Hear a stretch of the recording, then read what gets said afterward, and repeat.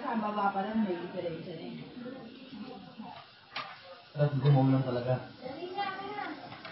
Ayan.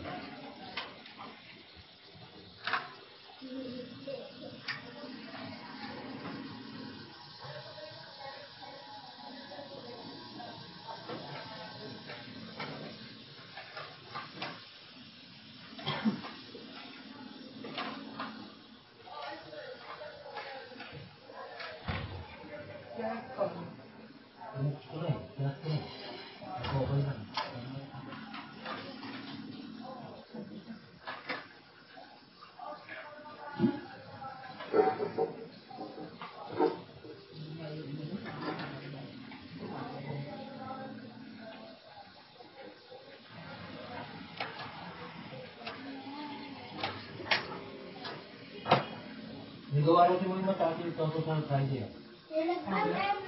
Sinat-set ito. Simoy. Hindi ako pwede. Nakakasilaw.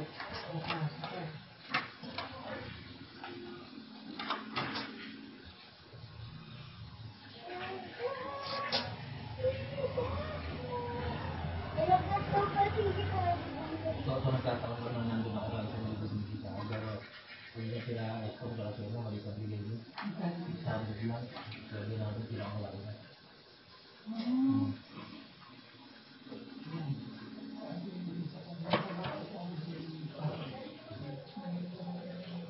Hindi ang gulong talaga magtitin niya. Ako siguro ako. Dahil naman ang mga diskante na makunat na.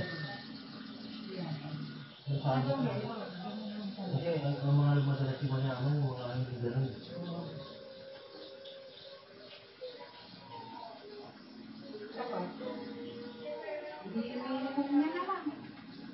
Oo, tapos may otik ako sumobra ng oras.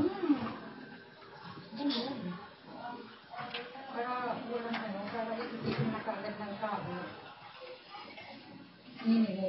Ang malupit din kasi, siyempre nasa probinsya ng beach niya. Pero dapat, hindi niya ibigay ng kaibigan o kakilala.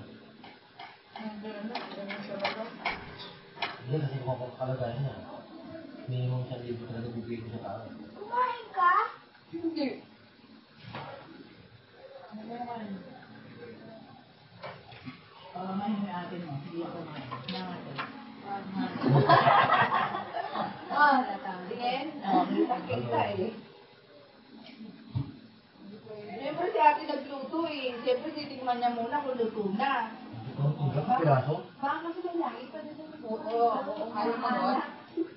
Tama lang yun. Merong palapit. Bakit dinamay mo ba asin? Hindi ko lang. Kinain ko lang yung sinilapay. Para hindi ma-end sa kanin. May ito.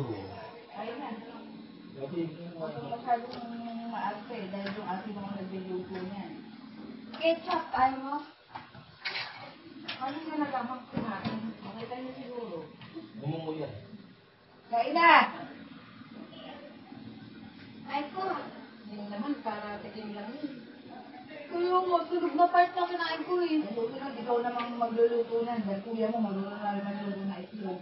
Ginagano niya kanina yung e-bike ko. Tapos ako yung nagpuprena. Tumigil ka siya. Hindi, nandiyan na kami ng paligo na dito. Saan niya pinag-break mo na? Hindi, makaganon. Gusto lang yung makaganon. Tapos pumuprena ko. Hindi lang. Pero nandiyan na kami lang sa may ano. Ang dami na aksidente niya sa e-bike ka ng pang-e-bike. Bigla-bigla na nandito. Kanina nga pag ganun kami, palabas kami ng Parcom, hindi kami makaalis kasi nga ang dami sa sakyan dumadaan. Eh, palikuran si Kuya Nini papunta dito.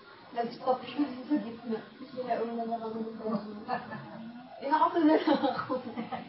Eh, hindi po.